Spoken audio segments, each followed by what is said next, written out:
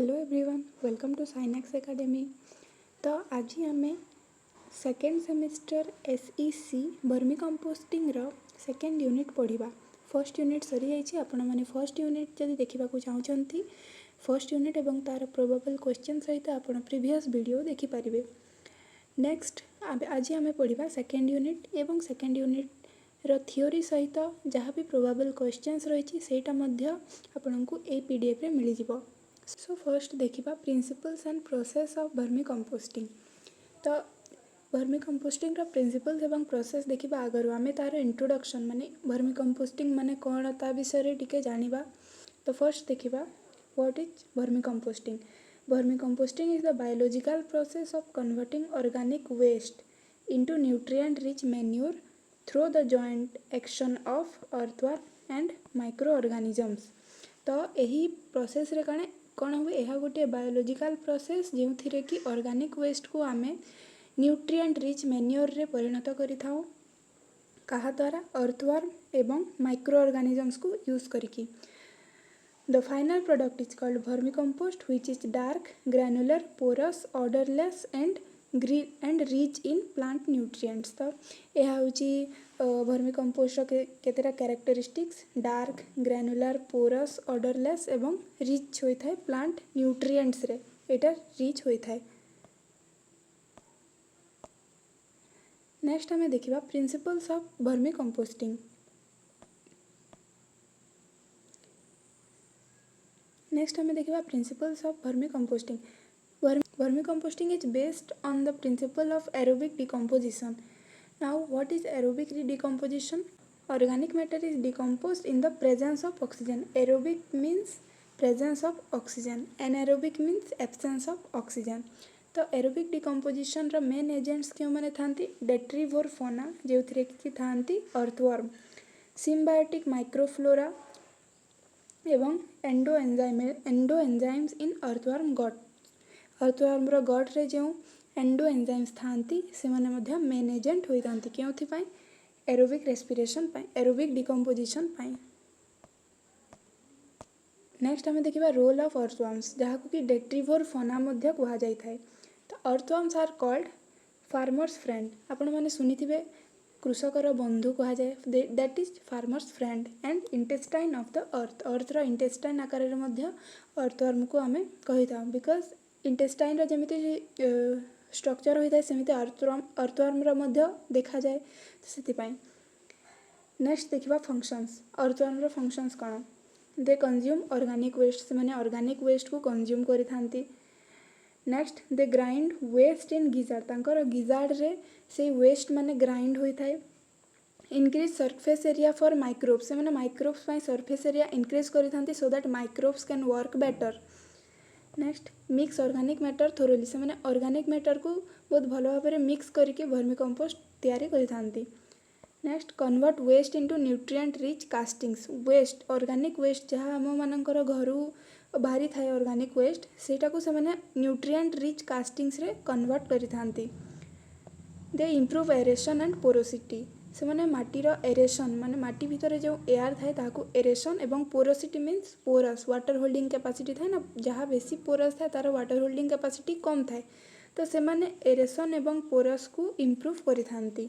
यह हूँ functions of earthworm. Next देखिबा वर्मिकास्ट। तो वर्मिकम्पोस्ट प्रोसीजर रे जहाँ फाइनल प्रोडक्ट होई थाए ताहाको कहा जाए वर्मिकास्ट जहाँ कि आमे फर्स्ट यूनिट रे बहुत भल भाव में डिस्कशन करिछु फर्स्ट वीडियो रे। तो वर्मिकास्ट रो कंपोजिशन कौन कौन थाए। Vermicast contain nitrogen phosphorus and potassium NPK fertilisers आपण माने सुनिथिबे NPK fertilisers then micronutrients and plant growth hormones. तो ये डायग्राम रे मध्य आपण देखि पारुथिबे वर्मिकास्ट रो गोटे डायग्राम। तो वर्मिकास्ट किछि एपरि देखा जाए। नेक्स्ट हमें देखिबा role of symbiotic microflora. Symbiotic microflora रो रोल कौन। तो एमाने केउथि प्रेजेंट थांती देखिबा they are present in waste materials earthworm gut important micro organisms से मध्यरु थांती bacteria fungi and actinomycetes. Actinomycetes आपण माने फर्स्ट सेमिस्टर रे बहुत भल भाव में पढ़ी थे। जूलॉजी स्टूडेंट मानकर माइनर सब्जेक्ट थी जहाँ बॉटनी एवं बॉटनी मानकर कोर सब्जेक्ट थिला तो से माने बहुत भल भाव पढ़ी थे माइक्रोबायोलॉजी रो डिविजन सब थिला सेथिरे। नेक्स्ट देखिबा फंक्शंस। सिम्बायोटिक माइक्रोफ्लोरा फंक्शंस कौन? फंक्शंस होची they decompose cellulose and lignin. Cellulose एवं लिग्निन को से डिकम्पोज करिथांती। मिनरलाइज न्यूट्रिएंट्स को मिनरलाइज करिथांती। Produce vitamins and enzymes and enhance nutrient availability. तो वर्तमान पर्यंत आमे माने देखिला role of symbiotic microflora functions एवं रोल। किंतु व्हाट इज सिम्बायोटिक? सिम्बायोटिक कौन? Symbiotic is a relationship that is a close long term interaction between two different species.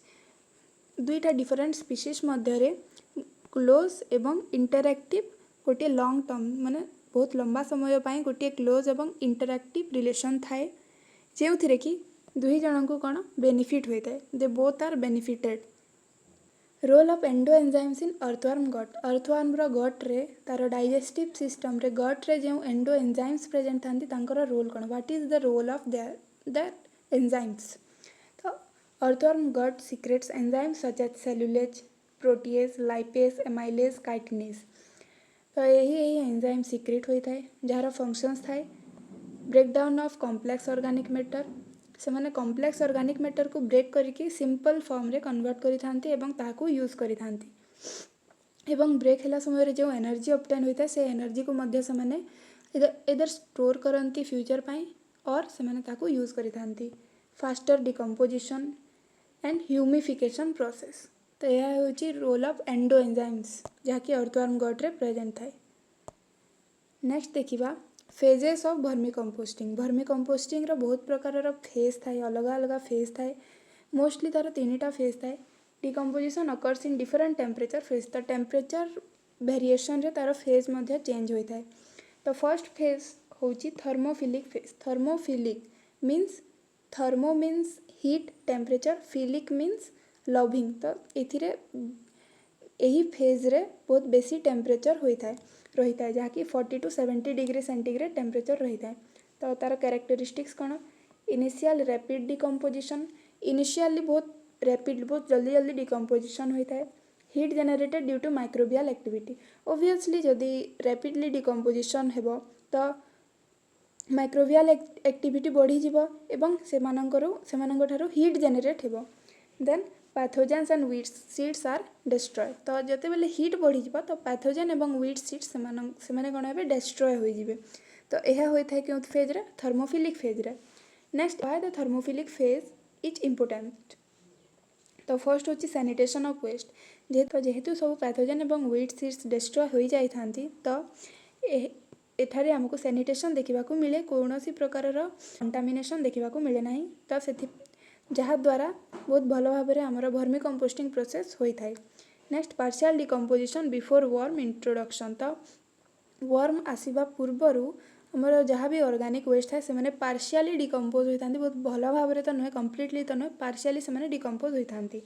Next गोटे इम्पोर्टेंट नोट अच्छी earthworms can not survive high temperature. Earthworm माने high temperature रही ना पारती से thermophilic phase रे आमको earthworm देखा मिलती ना जेहेतु यार टेम्परेचर 40 to 70% होता है।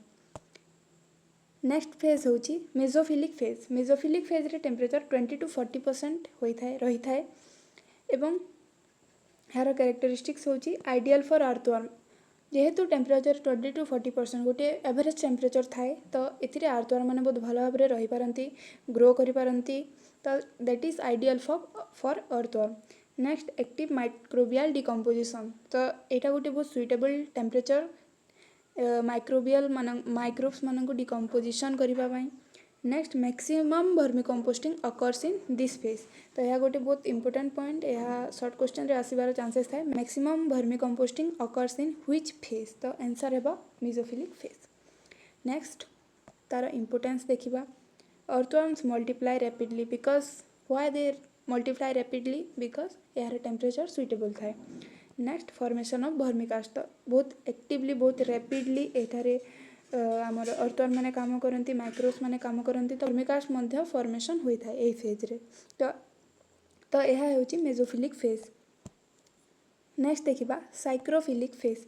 साइक्रोफिलिक फेज रे टेम्परेचर बिलो 20 डिग्री मीन्स टिके ठंडा एनवायरनमेंट देखा मिली थाए that is below 20 degree centigrade. तो यार कैरेक्टरिस्टिक कौन स्लो डिकम्पोजिशन जेहेतु टेम्परेचर आमर बहुत कमी जाइए तो डिकम्पोजिशन स्लो हो जाए एवं reduced microbial and worm activity microbes एवं वर्म मानकर एक्टिविटी कमी जाए। तो यह क्यों कंडीशन रे होता है कोल्ड क्लाइमेट कंडीशंस रे होता है। नेक्स्ट देखा कंपोनेंट्स ऑफ वर्मिकम्पोस्टिंग प्रोसेस। वर्मिकम्पोस्टिंग प्रोसेस रे हमको क्यों क्यों कंपोनेंट्स देखा मिली थाए। तो फर्स्ट देखा organic waste substrate. Organic waste एवं सबस्ट्रेट आकार में आम कौन कौन यूज कर that is cow dung crop residues kitchen waste leaf litter and vegetable waste. Next component हूँ अर्थवर्म। अर्थवर्म रे आम क्या earthworm is also it is the most important component.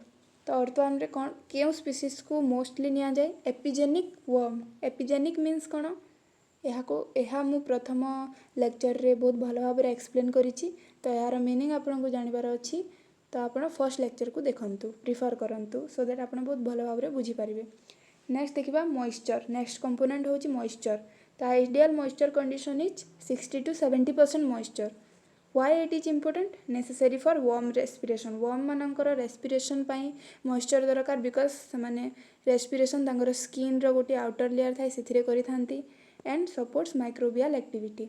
Next temperature which is ideal 20 to 30 degree जहाँकि आम phase रे मध्य पढ़िला।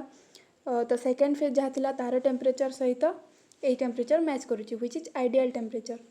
Next देखा aeration. Aeration कौन aeration means air present थिबा माने सुइटेबल एयर प्रेजेंट रहिबा दरकार बिकज एथिरे एरोबिक डिकम्पोजिशन होउची essential because decomposition is aerobic. Next देखा ideal pH. Ideal pH is 6.5 to 7.5 which is not more acidic and not more basic।